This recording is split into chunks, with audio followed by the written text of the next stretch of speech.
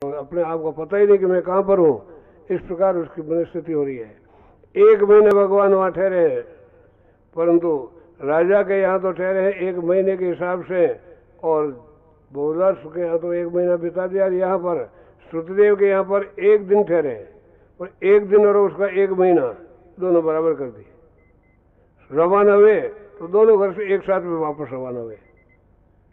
रवाना हुए तो दोनों एक साथ में निकले वहां से वापस। अब कारण है कि गरीब है, गरीब के हिसाब से सेवा कर रहा है, तो उसी में आनंद का अनुभव करे भगवान। ऐसा नहीं देखते कि मैं तो गरीब, ये तो गरीब है, ये क्या हमारे भेंट पूजा करेगा, क्या सत्कार करेगा, क्या सेवा करेगा, और राजा के यहाँ जाएंगे तो हमें बहुत आनंद मिलेगा, ऐसा नहीं। दोनों के भगवान के अपर समता का विवाद हो। यही बात लिखी है कि जैसे यदुपति भगवान श्री कृष्ण श्रुतदेव ब्राह्मण के यहाँ पर पधारे थे और उसको जितना प्रेम की प्राप्ति हुई थी, वही प्रेम आज हमें गुरु महाराज के दर्शन करने से प्राप्त हो रहा है। मेरा जीवन धन्य हो रहा है। उनके चरणों में मेरा बारंबार वंदन है, बारंबार वंदन है। इस प्रकार ये दूसरी कीर्तन भक्ति के रूप में अपने गुरु महाराज के साथ में अपना अखंड संबंध जोड़ा जाए। तीसरी है स्मरण भक्ति। शिवर्ण एहि राम स्नेहि हृदय प्रकाश, प्रेम फुआरा रसना धारा ने चल निवास। एहि संगा साचा रंगा बेटी जम्फास, गुरुगम भगता जानता मुगता सोई निजदास। स्मरण भक्ति यह है रामस्नेही जनों की हृदय में जिनके अपार आनंद का रूप में प्रकाश छाया हुआ है, प्रेम के फुहारे चल रहे हैं, जिस जीव के ऊपर जो नाम की धारा चल रही है, और अपना शरीर है निश्चल हो रहा है, सारा डावाडोल पड़ा बंद हो रहा है। इसी प्रकार संसार की जो फांसी बंधन है वो उन्होंने पूर्ण रूप से दूर कर दिए। बेटी जम्फास जगफास, संसार की अनेक क्रियाएं बांधने वाली है, उन सारी संसार की क्रियाओं को उन्होंने हटा दिया है। गुरुगम भक्ता जाता मुक्ता सोई निर्दास।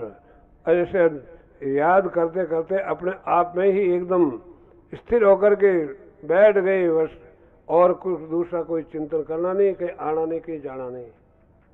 इस तरह ये स्मरण भक्ति है। वो स्मरण करने में ऐसी स्थिति बन गई है कि स्मरण करने वाला स्वयं स्मरण रूप बन गया है। याद करने वाला अलग रहेगा, तब तक वो उसमें कमी है, लेकिन याद करना, जिसे याद किया जाता है वो और जो याद है, वो दोनों एक हो जाते हैं। तो देखो एक हो जाना है, अब कौन किसको याद करे। ऐसे स्वयं भगवत गुरु महाराज के रूप में वे अपने आप को ऐसे एकाकार कर चुके हैं कि वो अलग से दिखते ही नहीं कुछ। इस प्रकार ये तीसरी अपनी स्मरण भक्ति।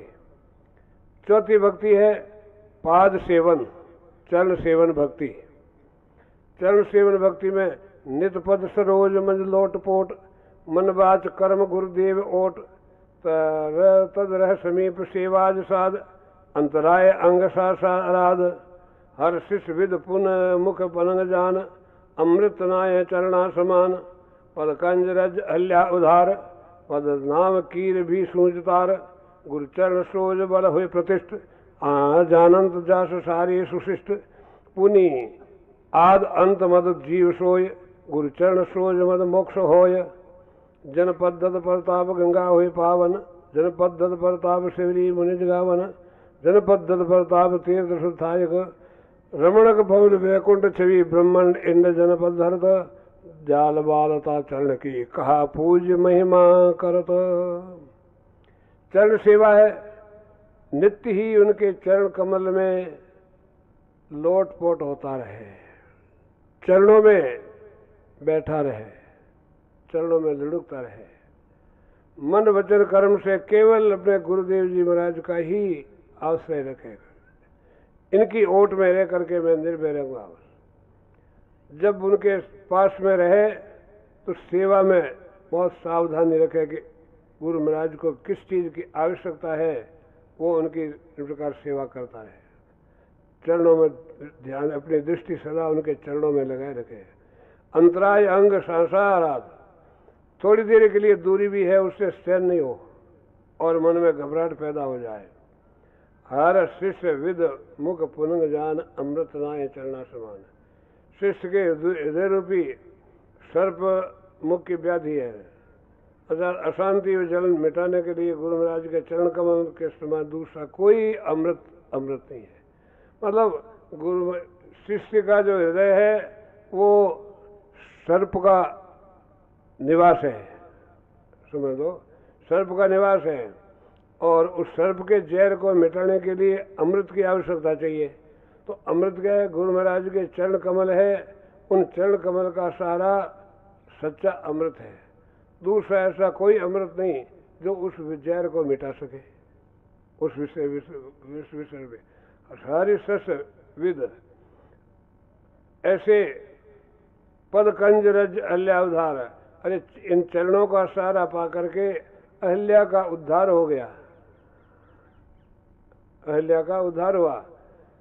और चरणों के सहारे से केवट ने अपने 20 पूर्वजों का उद्धार कर दिया चरणों की धूलि से। तो गुरु चरण सोज बल हो प्रतिष्ठा। गुरु महाराज के चरण के बल से जो बलि राजा बहुत प्रतिष्ठित हो गया, श्रेष्ठतम बन गया। सारी सृष्टि इस बात को जानती है। ये है चरणों का सारा पकड़ करके रहा तब। तो चरणों का सच्ची सेवा क्या है? चरण सेवा, उन चरणों को छोड़ करके दूसरा कोई आश्रय दिखे नहीं, सब केवल एक चरणों का आश्रय रखे। बस जहाँ कहीं भी जावे, चले करे, रहे तो केवल वो चरण कमल ही याद आते रहे। पुण्य आद अंत मत जीव सोय, गुरु चरण सोज मद मोक्ष होय। जो इस प्रकार अपने गुरु महाराज के चरणों में लगा रहता है, अपना ध्यान लगाए रखता है, अपने नेत्र लगाए रखता है, अपने शरीर के जो सेवा करने के अंग वो लगाए रखता है, तो उनके चरणों में लगे रहने के कारण से अवश्य ही मुक्ति होगी, उसमें कोई रोकने वाला नहीं है। गुरु चरण सोज मद मोक्ष होय।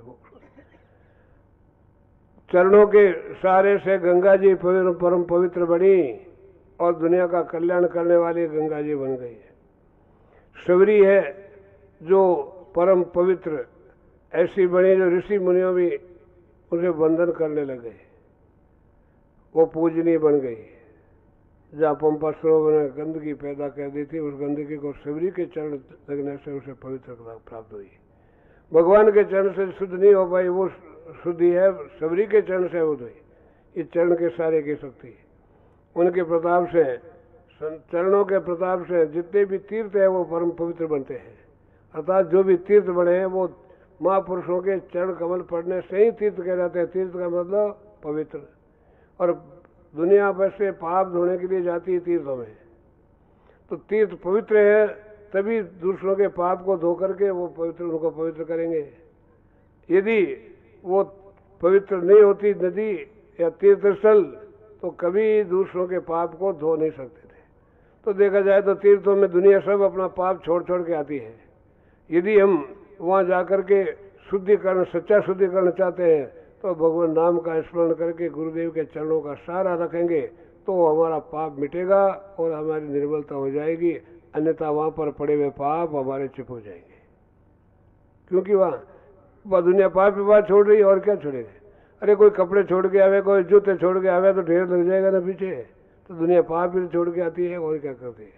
गंगा पापम शशि तापम दैन्यम कल्प तरुस्तता। ये देखा गंगा जी है, दुनिया का पाप धोती है।